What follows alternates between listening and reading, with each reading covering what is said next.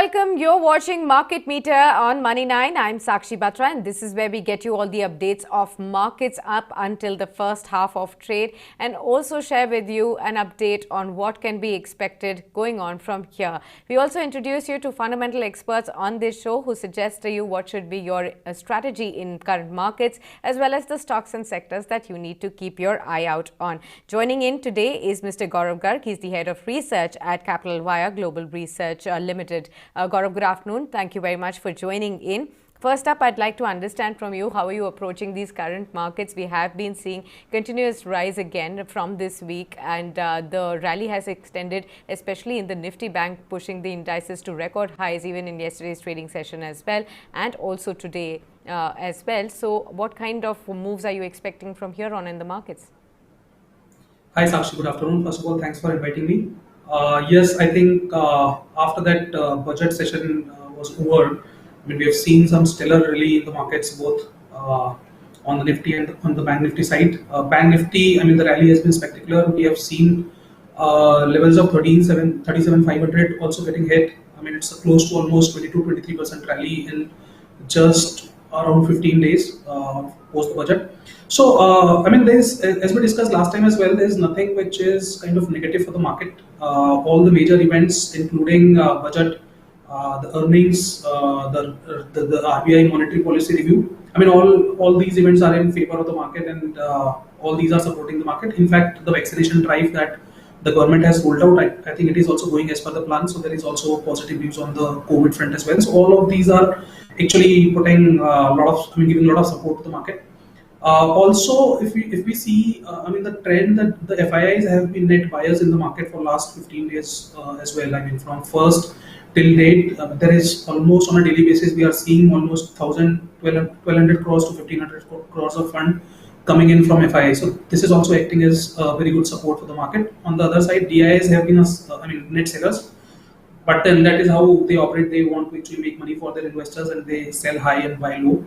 But FIIs are generally momentum traders. They keep on pushing money till the time they see opportunity in the market. Okay. So I think with this coming in, I guess 15,500 is the immediate resistance which I see for Nifty, and 15,200 is the immediate support which I see for the Nifty. Okay, got it. And in terms of particular sectors, I wanted to take your view on Nifty Bank first. We have seen a sharp run up again in this after the bit of consolidation that we had seen in the previous week. Another fresh leg up has happened, and we've seen both the PSU banking space and the private banking space really participating in. So from here on, is there any valuation discomfort that you're seeing on Nifty Bank or in particular stocks, or do you still see a whole lot of steam upside from here also? So I think there is still more to be seen in Bank Nifty. There has been a lot of positives in the budget. In the earnings as well, we have seen the earnings of all the banking majors have been stellar. So if India has to lead the growth story, banking stocks will have to come at the forefront of driving this. Apart from this, government initiatives like recapitalization of PSBs, as well as provision for bad banks, etc. I think this is going to act as a lot of positive for the banking stocks. So I think this is still a buy on dips kind of a market, and one might look at good opportunities in the banking stocks as when there's some dip. Okay. What about the metal space? Is that attracting you at the moment? Do you see, further upside? Because we've seen huge participation from this particular sector also in the previous week, and even today it's up about 3.5% in trade. So any counters specifically in this sector that you think that investors can bet on for long term? So metal space, generally we are not very bullish for this year.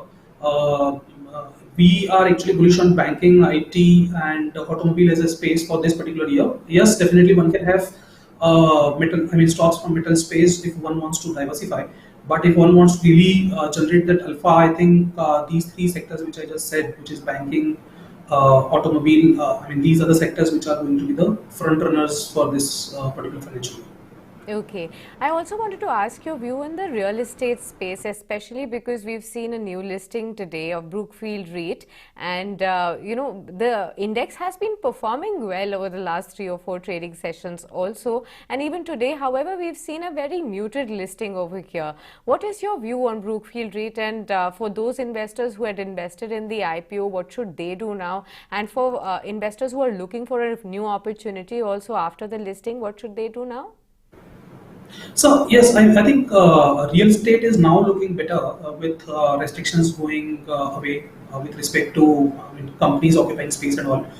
Brookfield, being one of the largest listed players with interest in commercial leasing, etc.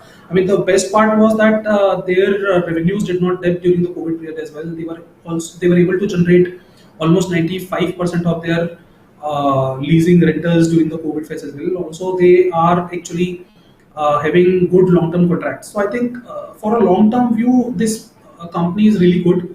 We have seen the listing happening at the issue price today itself.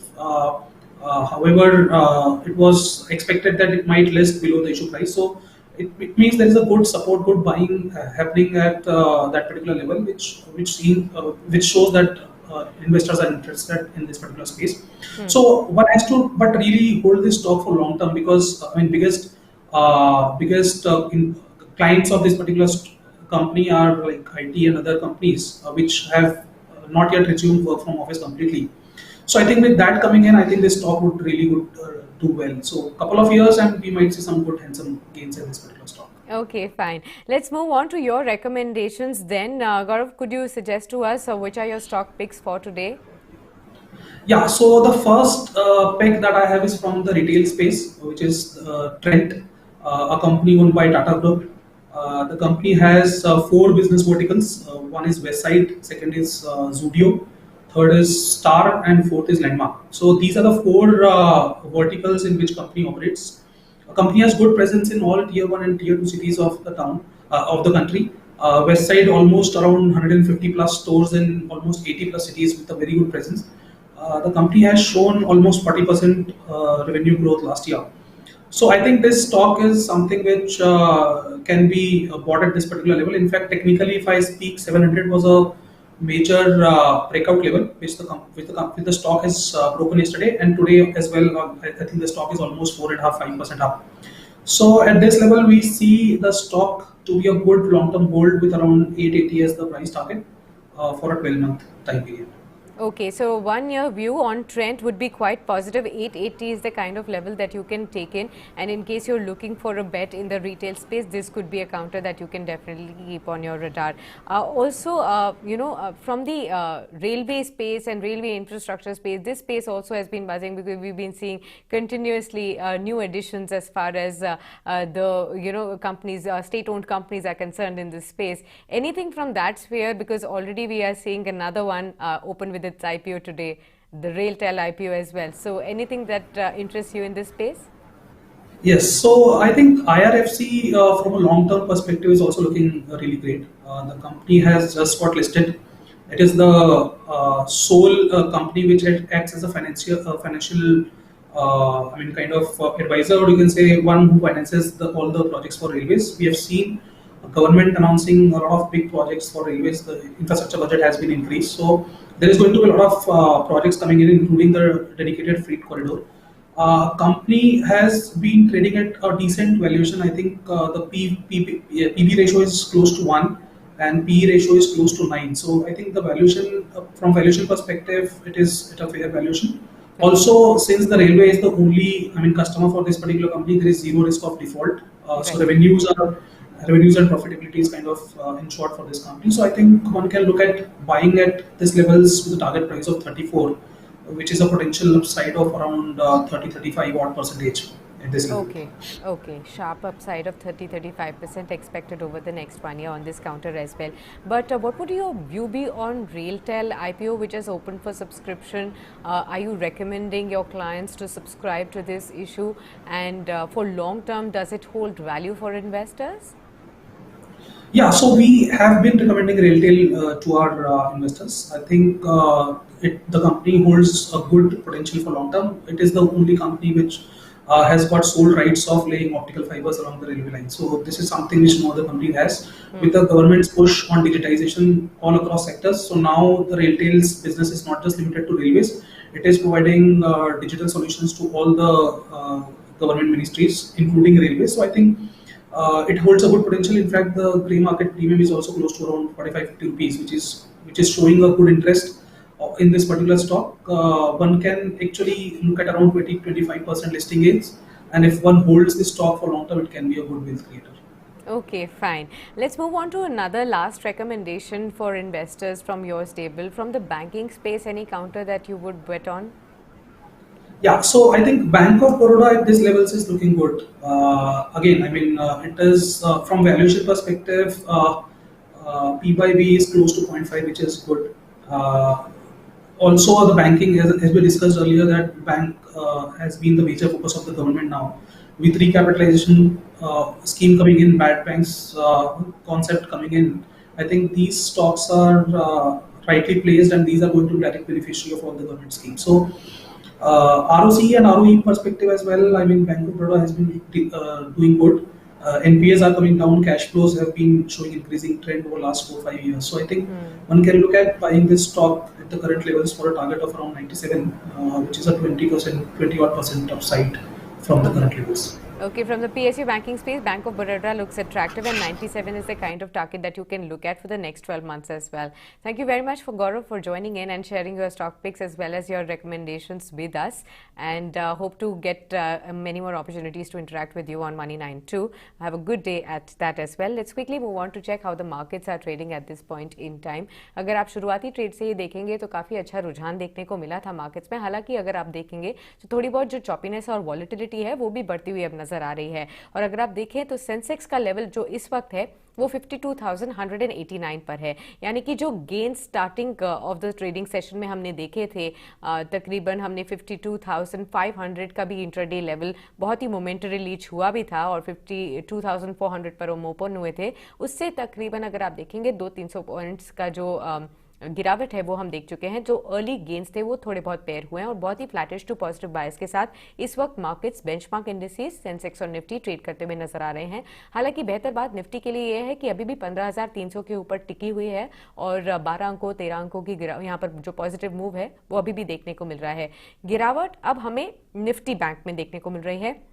इसको गिरावट ना कह के थोड़ा बहुत मुनाफा वसूली ही कह सकते हैं, क्योंकि शार्प रनअप हमने निफ्टी बैंक में ऑलरेडी देखा है पिछले 2-3 ट्रेडिंग सेशंस पे और 37,600 तक के भी लेवल्स हमने अर्ली ट्रेड में आज देखे थे. तो यहाँ पर अगर आप देखेंगे तो उन लेवल से गिरावट जरूर देखने को मिली है और 263 पॉइंट्स का यहाँ पर अभी वीकनेस देखने को मिल रहा है. 0.7% तक की वीकनेस है. ब्रॉडर मार्केट्स में अगर आप देखेंगे स्मॉल कैप वापस से अब आउट परफॉर्म करता हुआ नजर आ रहा है, तो चॉपीनेस बढ़ती हुई नजर आ रही है. थोड़े टाइम पहले हमने स्मॉल कैप इंडेक्स को लाल निशान में भी ट्रेड करते हुए देखा था, लेकिन अब यहां पर जो तेजी है वो दोबारा से देखने को मिल रही है. मिड कैप इंडेक्स में भी 0.27% तक की बढ़त के साथ ही कामकाज इस समय होता हुआ नजर आ रहा है. लेकिन एक नजर डाल लेते हैं आईपीओ स्पेस पर. न्यूरेका लिमिटेड का आज दूसरा दिन है सब्सक्रिप्शन का. ऑलरेडी जो इशू है 8.77 टाइम्स अब तक सब्सक्राइब हो चुका है और ये आईपीओ जो है कल बंद होगा. 100 करोड़ तक इस आईपीओ के जरिए कंपनी जो फंड्स हैं वो रेस कर रही है और इसमें अच्छा रुझान हमने पहले ही दिन देख लिया था ओवर सब्सक्रिप्शन का और आज ये जो ओवर सब्सक्रिप्शन है एक्सटेंड होता हुआ नजर आ रहा है 8.77 टाइम्स का भी. और अब नजर डालते हैं न्यू लिस्टिंग पर. आज ब्रुकफील्ड इंडिया रीट की लिस्टिंग हुई है. ये लिस्टिंग हालांकि माइल्ड हुई है. 281 पर ये एनएससी पर लिस्ट हुआ था. जो इसका इशू प्राइस था 275 के आसपास का था. फिलहाल के लिए अगर आप देखेंगे तो 267 के आसपास ये ट्रेड कर रहा है, यानी कि जो इशू प्राइस था 275 का उससे भी नीचे आके अब ये शेयर जो है लिस्ट ये अभी कामकाज करते हुए नजर आ रहा है. 2.5% तक के आसपास की गिरावट जो है हमें ऑलरेडी दिख रही है इशू प्राइस से अब तक के लिए. लेकिन आपको फंडामेंटल एक्सपर्ट्स ने राय भी दी है कि लॉन्ग टर्म के लिहाज से आपको किस तरीके से स्टॉक को देखना चाहिए और अपने पोर्टफोलियो में आपको इस पे रडार में रखना चाहिए या नहीं. इसी के साथ हम आपसे विदा लेते हैं इस खास शो में, लेकिन लगातार न्यूज़ भी जारी रहेगी, कवरेज भी जारी रहेगी और पर्सनल फाइनेंस और मार्केट्स के बारे में लगातार आपको अपडेट्स मिलते रहेंगे Money9 पर. तो जुड़े रहिए हमारे साथ.